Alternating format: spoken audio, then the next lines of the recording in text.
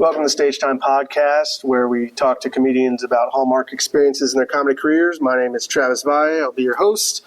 With me today is Gunnar Cain. Say hi, Gunnar. Hello. Gunnar is a comedian who's from Northern Virginia area, closer to Northern Virginia area, and we've been on a couple shows. We're actually getting ready to do a show tonight, so we'll see how that goes. Anything you want to plug about yourself? Or? Oh, I'm just happy to be here. Thanks for having me. It's exciting. We're here at Seven Arrows, so it's always a fun time here. It's what is this, our third time together? Something like that, yeah. Okay. I've done, this is probably my third time doing one here. Kyle Remnant, who was a guest on the first episode, he puts these shows together once a month on Tuesdays at Seven Arrows in Waynesboro. And you made the trip down here today. Yeah, I'm coming from Culpeper. That's the dog over there. Hey. Kyle Remnant, the man. He's also, Travis, let me tell you this too. Kyle Remnant's also like the most incredible Marvel trivia player I've ever met in my life. He's got a beautiful new baby, so I just want to shout out to him. He's a new dad, and he's the smartest Marvel guy I've ever met. Stop it. It's a comedy podcast. Yeah. And he popped this podcast cherry, so. Just let us know when you need us, and we'll pause or whatever. I don't. Okay. Don't edit that out. That's all great. He doesn't need us. He said he doesn't need us, and that's fine. That kind of tracks. Yeah. All right. So we're going to talk about the first time you performed stand-up comedy. How long have you been doing it? I will be a year at the end of the month. Oh, wow. I thought you had been in a little longer than that. So I'll take that as high praise. Yeah.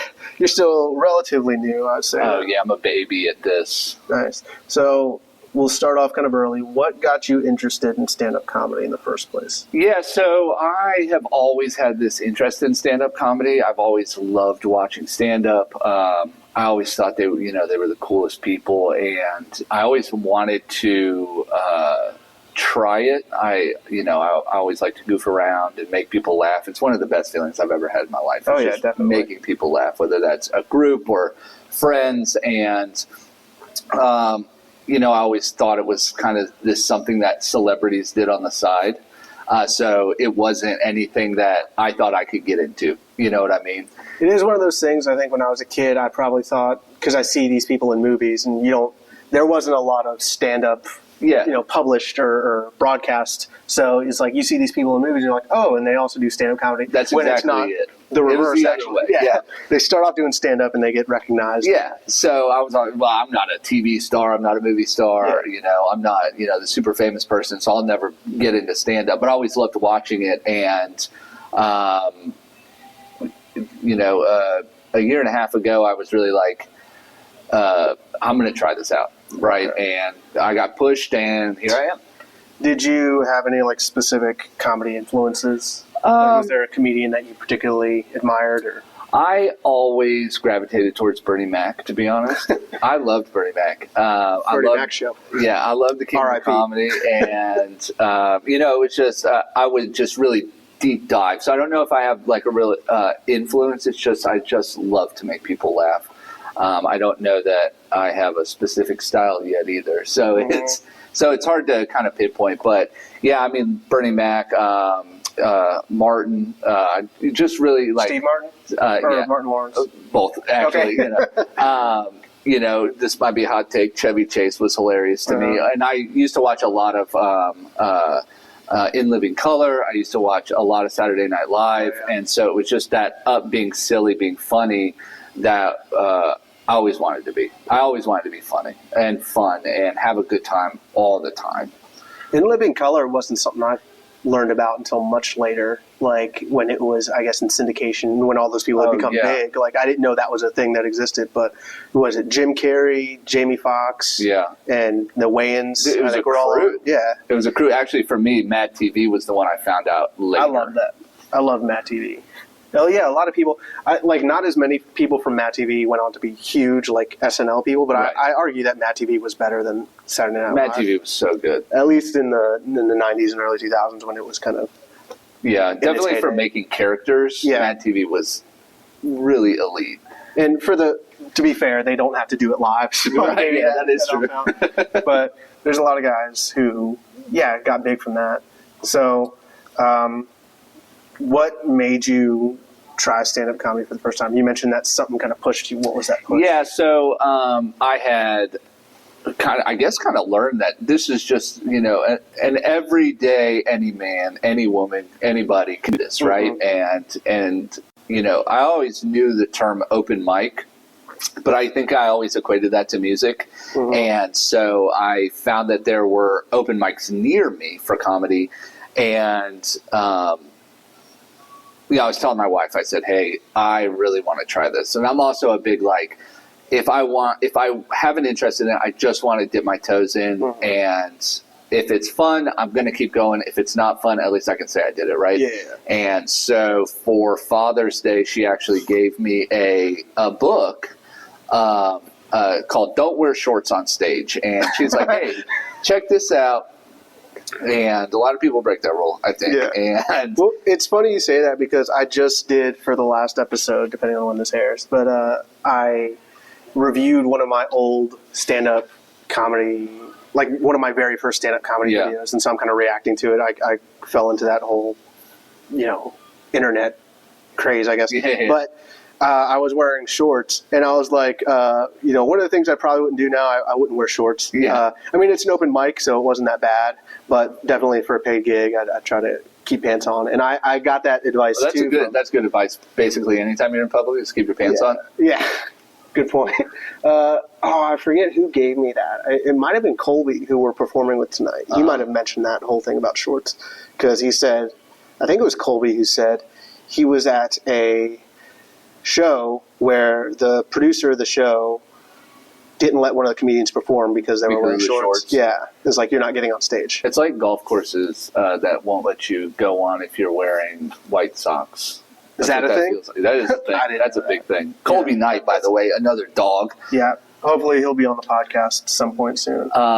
So she gave me this book. She said, if you want to do it, right? And I go to this work function in Roanoke, and I'm literally scrolling on Facebook of things near me or whatever. Yeah. And it was this comedy open mic. And I was in town. And it was that night that I got there, and I called my wife and I said, I'd been practicing writing jokes, but I'd never been up and done it. And she's like, do it, go, see what it's like. And you're in another town. It doesn't matter. That was exactly it. I was like, these people will never see me again. And boy, was I wrong. Were they traveling comics, or you just went back to that place? Well, no, I haven't been back. I'm actually going there soon, depending on when this airs. But nice. I'm trying to go back there soon. Because I'll be in town for that same work function. And, but friends like Mitchell Page were at that first one. Really? Josh Preston were at that first one. And so these people saw me for the first time. And a thing I learned from this book was don't tell them it's your first time. So I went up and I was like, I'm not going to tell them. Right. And I left sweating, you know what I mean? Yeah. And then to see those people again, it was just like, oh no, they know I'm so bad at this. It's funny too, because I'm pretty sure I told the host the first time I did it that it was my first time. But ironically, when I lost my virginity, I did not tell the other person it was my first time, and I still haven't to this day. So I don't. Until I got married, I told everybody it was my first time. Oh yeah, yeah. I thought I would get a little bit of pity, Oh yeah. Yeah, just lie to me at the end, and that's what I still want, and that's okay. So you kind of seized that moment there. Can you kind of paint us a picture of what it was like your first time, as much detail as you can remember? Yeah, sure. So wish to share. Big Lick Brewing in Roanoke, and still active, I think, too. Doing it is very. It was only a year ago, I guess. Yeah, it's active. Well, I've seen a lot of things actually fall apart this year. So, but yeah, so I go in there and I'm ready. Right, I've got all I know is from this book, right? And watching stand up. Now I'm starting to watch amateur stand up, right? So now I'm taking in stuff like Kill Tony. I'm subscribing on Instagram to comics, if you will, and then I'm seeing okay, this is kind of the path. So I go in there. I'm like, it's okay. I've got 10 jokes. I have no idea how long this is going to go, right? I have no idea how long my set is. I don't know what to expect. I go to this brewery and they're like, all right, it's in this side room here. And you go in there and it's like this little raised stage and there's chairs set up and it's this tiny room and it's right now to me, I'd be like, I would just love that environment. I just want that environment all the time, right? This tiny little cozy, intimate space, right? With a microphone and a little stage. And in there, I was so claustrophobic. I was freaking out. And I put my name in this hat or this bucket or whatever, and they pull out randomly the order. That's a little scary. I freaked out. I was like, oh my God, I could go first, right? Yeah. And so I ended up going like third or fourth or something, like really early. That's a pretty good right? spot. It wasn't bad. Yeah. So I got to get the nerves out a little bit, and I get up there and I tell my first joke, and it hits. That's and good. I was, as soon as I heard laughter, my leg starts violently shaking. I've had that where I'm on stage Violently and it's shaking, and I'm like, "Oh my God!" Were you sitting or were you standing? I was standing. Okay. Yeah, It was violently shaking, and I was like, "Oh my God, I'm scared." And I've never had this problem. I speak in public all the time for work. I address large groups of people, but now it was like, "Oh, they're supposed to get something from what I'm saying, and I'm not just up here doing a thing, right?" Yeah. And so my leg is vibrating. I tell the second joke, hits. The shaking gets worse. I tell the third joke, and it hits again. Somebody in the crowd said something. I responded. That got a laugh. And I said, I have been Gunnar Cain. I'm out of here. And I left. And it was supposed to be a 7-minute set. Oh, my gosh. Which is so long. Yes. And, especially for your first time. Yeah. And I did maybe 3 minutes. Minutes. I'm pretty sure there was some pausing in there for me to collect myself, but I felt like I handled it well. I left midway through the entire show. I went back to my car. I called my wife and I said, I think I'm in love with this right now. And and she's like, all right, keep going. But looking at me or asking me in the moment, I was like, this was a huge mistake. So some people actually are okay with that. And that's kind of advice you give to new comedians too, which is you don't have to use all your time. Right. So if you're like, because I frequent the stand-up Reddit, and there's a lot of people asking, like, how do I fill a 5-minute set? And most of the comments are like, you don't have to. You could just, if you have 3-4 minutes, you can just end it. Unless it's a paid gig when you're getting paid for time. But for the most part, you could just walk off stage. Especially and at do an what you open did, which mic. is probably the smart thing. Oh, yeah, I left on a high note, Exactly. and that may have been a mistake to leave and go, I think I can do this. Yeah, that is the danger of it, because then you feel invincible, and then when you have your first bomb, it's that much harder. Horrible. Yeah. I did pretty well. I wouldn't say I killed it, but I was kind of like you. Like, I think my first third, every other joke maybe got a decent enough laugh where I'm like, oh, yeah. I'm into this. Yeah. And I was like, I can do no wrong. I have a natural talent for this. And then, 2-3 mics down the line, you just try new stuff and it just doesn't land. Or even you try the old stuff and for whatever reason that crowd doesn't. Oh, absolutely. I vibe with it. cannot tell those. I have tried telling those same jokes that did work, and I can't deliver them. And I've started to think that maybe it was my nervous energy that was making the jokes work. There is a vibe to it when you're delivering. There's a guy I know, goes by Lightning Lucas. He has a very awkward, jittery kind of vibe. Yeah. But that very much works with his delivery style and personality. So he's super awkward, but it worked. And I've told him this multiple times. If I tried to tell your jokes on stage, people would not laugh at them because there's something about your energy that matches the tone and just sets the mood right. It's like I would compare him kind of to Dimitri Martin.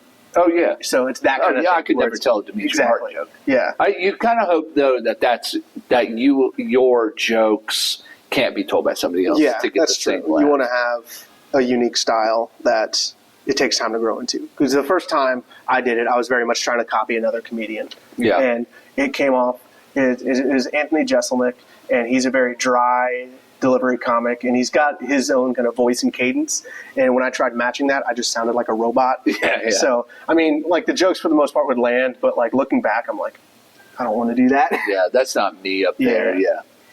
Well, you kind of touched on something I wanted to ask you, which is, do you remember any of the jokes that you did the first time? Yeah. So, and do you still do them? Which no, you said no. I don't. I could probably fix them, but one of them was, and keep in mind, like, so I'm in my mid-30s now, and so then I was still in my mid-30s, right? And so I didn't have any jokes that weren't like family related or wife related or kids related, right? And I still do that. That is still primarily my thing. And I just haven't had the courage to try and make my history funny. So it's all like what's happening now for me. I get you. And so I went up there and I was telling a joke about watching true crime with my wife. And I was like, is anybody a fan of true crime out here? It was just fake crowd work, right? And I was like, anybody a fan of true crime? And nobody clapped. And I was like, I see 5 white women in here, so I know you're lying. And that hit. And I was like, oh, am I onto something here? I have tried that 4 other times. Nothing. Absolutely nothing, right? Yeah. And then it was watching true crime with my wife, and the more descriptive they got on the TV about the killer, the more I realized my wife might be a potential serial killer. Yeah. Just because she fits all the little nuancy things. And that stopped working, and I did try it a little bit. Got a little bit of a chuckle later on to say it was Killer Wives, but I thought maybe that's too on the nose. Nobody really cared. After maybe I told the punchline up front, nobody gave a shit. But yeah, I mean that probably did the best, and it sounds like such a horrible joke, but it worked, and maybe it's because I was nervous. No, I get you. Yeah, it's possible. So you could fix them, I guess. What was your biggest takeaway from your first set? I'm all in. That was it. I am so all in on this. I'm gonna get. I got to the car. I talked to my wife. As soon as I got back to my hotel, I just started writing stuff down. That was it. I was like, I'm all in now. Bought yourself a personalized journal. Get the I was writing on like loose computer paper, and I had it folded in my pocket. That was another mistake I want to add to my first set was I tried to remember all my jokes because I didn't know that you could have your jokes out. Yeah, and that can be a crutch sometimes. But I think it's the best thing to do if it's your first time. Bring your jokes with you because I'm just out there just like trying to remember things, and I'm freaked out at this point. I deliberately wrote short jokes, like kind of one-liners, because specifically I was like, I'm not going to remember a story. Yeah. So I can't tell a story and keep it funny and remember the words. I can do little quick, basically popsicle stick one-liners almost. But yeah, I remember I had this self-consciousness about bringing notes on, but I think I read online. It was like an advice thing. It was like, yeah, it's okay to bring notes. I don't always do it during a paid gig. I might have a list like on my phone or something, but I don't have like written out pieces of paper. I'm not like reading from a sheet or nothing. But yeah, that's totally fine for people to do, and it's probably encouraged. Some people use notebooks, some people use loose paper like you apparently, some people get note cards. I saw one comedian, Ty Goosehorn, are you familiar? Took the note cards every time a joke landed, put it on one side, and if a joke didn't land, put a note card down on the other side. Yeah, so kind of a organizational system. And it's funny to learn little tricks like that from different people, because there's different ways that people try to workshop their stuff and figure out what lands and what doesn't. What do you do? Do you just like cross it out, or how do you? I'll put if it worked. Well, I was crossing it out, and then I couldn't read it. I would cross it out so much I couldn't read what the idea was, because I don't do like a whole lot of one-liners. My jokes are longer, so I'm just trying to have more of a conversation. So then I was scratching the joke out, and then I was like, what was I talking? Like, what was that could have been better. So now I just put a star next to stuff that works in my book. And my books, I don't really have a joke book. I have like a set book, right? Yeah. So I just write my set down. Yeah. And they don't have titles. They're just ideas at this point. And then I'll just put a star next to it and say, okay, we have something here. Yeah. And then wherever the conversation takes me in the joke, then I can build on it. I record a lot, so then I get to go back and watch and maybe make little notes like keep this in, or this is too much. Yeah, I've kind of been more playbook about it like that too, where I've made little notations like they laughed at this part, but they didn't laugh at this tag, so just cross this tag out or something like that. Yeah. Or star, it's perfect how it is, or like needs work, or just if I'm trying to joke 3 times and it doesn't hit, I'll just be like, all right, no more. Yeah, not wasting any more time. If it's not working, that's where I get like so anal retentive, and I'm like, I'm going to figure out how to make this one thing work. Yeah. So I might tell. I don't commit that much. I might tell that joke tonight. I don't know. I have a very specific sense of humor, I think, and if it's not, if someone doesn't get on board within 3 attempts, I'm like, all right, I'm the only one in the world who probably finds this funny. Right. Or just very messed up people find this funny. How has your approach to open mics changed since the first time you did it? Oh, I am so excited to go into them. I just love the environment of an open mic. I love to see new people try. I love to be a part of things. That probably tells you more about me than my stand-up. But I just like to be involved. No, I get you. And so You want to be in on the joke? I want to be in on anything, dude. Anything. I'm just like, I FOMO for just, waking up in the morning. And so I'm really excited to go. I love to try new places. I like to go to established spots, go to, new spots. So I'm just always very excited to be in it instead of like, oh my God, what are they going to think? Or thank God I'm out of town because nobody's going to know who I am. I gotcha. My biggest difference was kind of, because I've started asking this to more people, and I think mine is I've stopped approaching them like actual gigs. Because when I first started, I was like, I need to be funny every time I'm at an open mic. Right. And I've kind of relaxed where, all right, this is a time to workshop a joke. So if it doesn't land, that's fine. Yeah. And I've kind of loosened up on that a bit. But yeah, do you plug in like, because this is what I'll do, I'll plug in like if I know I can get like 5 jokes in, I'll plug in 2 that I know work. Yeah, I usually try to bookend them. Yeah. So that's, And I even made a joke last open mic I was at the Southern where... shout out. Yeah, hosted by Chris Allen. The big dog. I did like 2 jokes because they started putting the bucket out where it's got the little prompts. And they got 2 jokes... Or I did 2 jokes that landed, and I was like, all right, now that the audience knows I'm funny, like I said that out loud, and I drew one from the bucket. And I love the bucket. I do too. I'm getting addicted to buckets. Me too, yeah. I might do that at the Brothers mic that I'm going to do, which is unfortunately going to be the last one at Brothers. I have prospects for a new place that I'm kind of in negotiation with. I'm going to talk with them tomorrow and see what, if anything, we can do at a new venue. But hold on to that. What advice would you give to someone who wants to try stand-up comedy? Do it. Just fucking do it. Can I cuss on here? I'm sorry. It's fine. I should if ask. not, I'll just edit it. I'm a guy, and just do it. Just if you want to do it, do it. Do whatever you want. Who cares? People laugh at your jokes. Fantastic. If you just want to check it off the list, great. Go check it off the list. If you got dared to do it, show them. Just go do it. You can be brave in that moment. You can, and it's all about you and the audience. It has nothing to do with anything else. It's very intimate. It's very wonderful. Just experience it at least once. If you want to, go at it running. Yeah. That's great. We're going to move on to our crowd work segment where I take listener questions from various platforms of social media and ask you.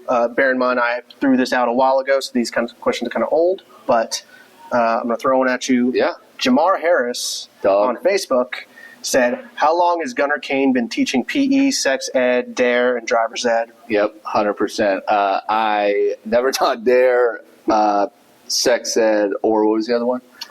PE. Taught PE. I taught PE for 4 years. Yeah. Okay. Now Jamar. Yeah, we were talking about a lot of teachers, when I was with Heather Joyce, how a lot of teachers get into stand-up comedy. So there's an interesting trend there. Do you pivot? This is from @JessicaG Comedy on Instagram. Holla. Do you pivot based on the audience demographics, or say, screw it, these are my jokes, I'm doing them? Oh, that's a great question.